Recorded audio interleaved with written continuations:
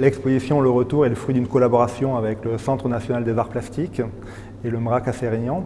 J'ai eu la chance de concevoir cette exposition avec Juliette Paulet, conservatrice au Centre national des arts plastiques.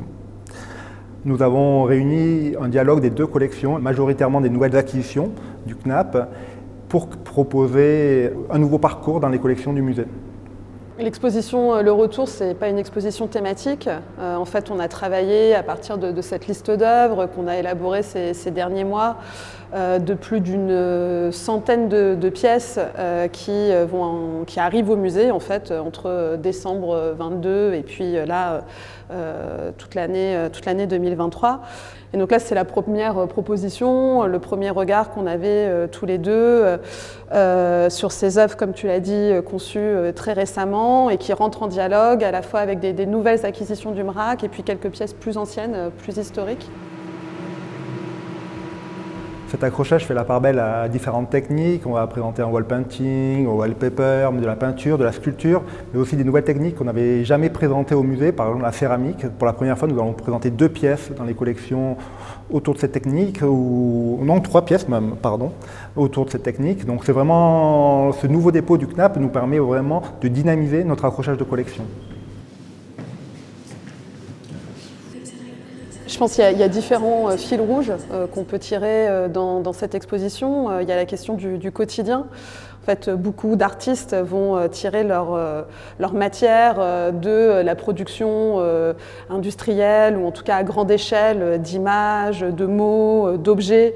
Donc on va avoir ce grand ready-made de Boclet, mais aussi le mural de Nora Turato. Finalement, c'est un collage avec des mots, des expressions qu'elle a pu attraper sur Twitter ou sur les journaux, ou en tout cas dans le flux du discours qui berce notre quotidien.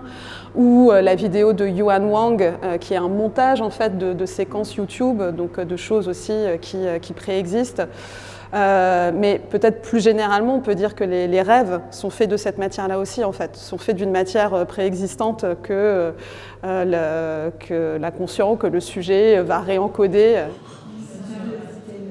Dans la collection de Sérignan, la peinture, c'est un des socles de la collection, et puis son évolution contemporaine, avec des artistes support surface, avec aussi la façon dont Buren se sert de ce médium-là. Et c'est un sillon qu'on a creusé ensemble aussi, en montrant ici de la peinture par d'autres moyens, avec les peintures écran de Bill et Orny, donc en fait qui sont des images, des peintures numériques animées avec un format très pauvre, celui du GIF, et qui forme un triptyque dans l'exposition.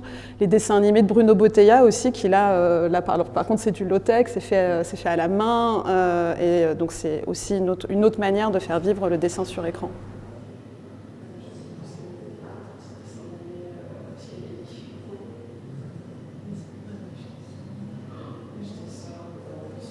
Le principe de l'association libre, en fait, qui est le discours des rêves et le discours de la psychanalyse, a guidé la façon dont les œuvres se répondent et se reflètent, s'entrechoquent les unes avec les autres. Puis je pense qu'il y a une certaine atmosphère à la fois assez onirique et un peu inquiétante qui peuple les différentes salles.